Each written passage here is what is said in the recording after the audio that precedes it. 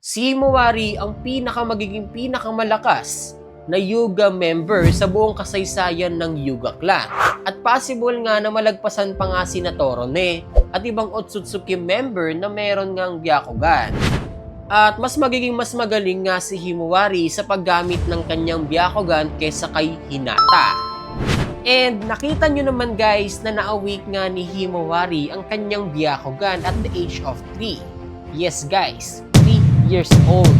So how you imagine na isang 3 years old is na-awake nga niya yung isang pinakamalakas na jutsu sa kasaysayan ng Naruto, 'di ba? At we all know na si Himawari nga ay may mas better control ng Nine Tails chakra kaysa kay Naruto. Na-disable nga niya yung chakra path na nagko-connect kay Naruto and Kurama. Pero paano ko nga ba nasabi na yung kanyang Byakugan ay mas better kesa kay Hinata? Or literally every Hyuga kagaya nga ni Neji, Hanabi, and head of the family na si Haschai? Well, it's simple. Ang Hyuga clan nga ay ginagamit ang kanilang Byakugan for its 360 vision sa kanilang gentle fist technique. Pero never nga nilang na-unlock yung pinaka-potential ng isang Byakugan. So, baka magtaka kayo dahil baka isipin nyo hindi pa ba yan yung full potential ng mga Byakugan nila. Sadly, yes guys. Dahil meron pa ngang mga mas ilalakas ang mga Byakugan nila.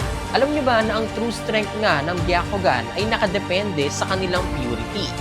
Think about it guys. Yung Byakugan nga ni Hamura na isa sa mga old Hyuga members sa series na ang kanyang Byakugan nga ay nag-evolve into Tensigan dahil nga sa sobrang pure ng kanyang Byakugan. And yung kay Kaguya naman ay much more better dahil kayang-kaya nga niyang makita ang mundo dahil sa kanyang napakalakas na Byakugan na nagbibigay daan nga para sa kanya para magamit ang Near 360 X-ray vision. At isa pa nga dyan ay yung kaya nga niyang makita at masabaybayan nga ang chakra sa malalayong distansya na ang tawag sa kanyang Byakugan ay Kekkei Mora Dojutsu na isa sa mga pinakamalakas na bersyon ng Byakugan sa Hyuga clan. At yung Byakugan naman ni Momoshiki ay kayang basahin ang kapalaran ng ibang ninja o karakter.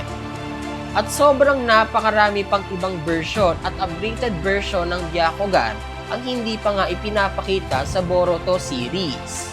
Pero itong si Himawari ay meron ngang potensyal para mas ma-upgrade nga niya ang kanyang Byakugan sa mas malalakas pa na version katulad na nga lang ng mga binanggit kong Byakugan user. Dahil sa meron nga siyang dugong Hyuga at Uzumaki bloodline and dagdag na nga natin yung kapangyarihan ni Kurama. Dahil nga doon yung chakra nga niya ay sobrang pure and stable. So, kung si Boruto nga ay merong Jogan na meron ding bloodline ng Hyuga at Uzumaki, eto namang si Himawari, posible nga ding magkaroon ng Dojutsu Evolution. Possible nga na mamaster nga niya ang pinaka-purest version ng Byakugan na hindi pa ipinapakita sa series ng Boruto. And kung sakaling ang mamaster nga niya guys, ano kaya yung posible na maging kapangyarihan ng Dojutsu Evolution ni Himawari?